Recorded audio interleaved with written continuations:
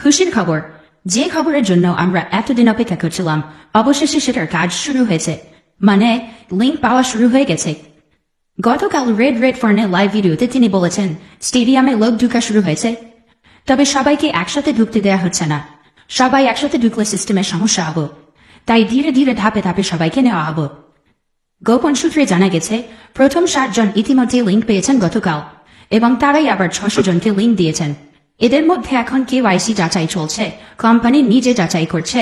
যাদের সবকিছু ঠিক থাকবে তাদের রেফারেল লিঙ্ক দেওয়া হবে।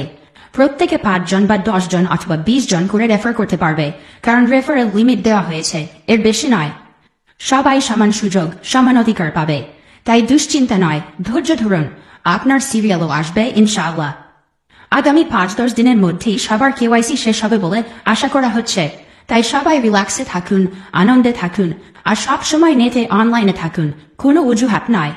আজ থেকে আগামী 5-10 তারিখ পর্যন্ত কোনো ফাউন্ডার্স অজুহাত দেখাবেন না, যেমন আমার নেট নেই, ওয়াইফাই নেই, মোবাইল নষ্ট, ফোনে চার্জ ছিল না, চার্জার নষ্ট, ব্যস্ততার কারণে লগ ইন করতে পারিনি। যদি এমনটা অজুহাত দেখান তাহলে নিজের ক্ষতি নিজেই করবেন, যাকে বলা হয় নিজের বাস নিজেই বললেন। সবাই এমবি কিনে রাখুন, সব সময় অনলাইনে বা নেটে থাকবেন। এই কয়টা দিন মনোযোগ দিন, এবার যদি মিস করেন তাহলে সব হারাবেন।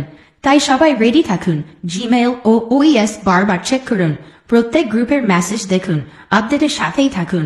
ধন্যবাদ প্রিয় ফাউন্ডার্স।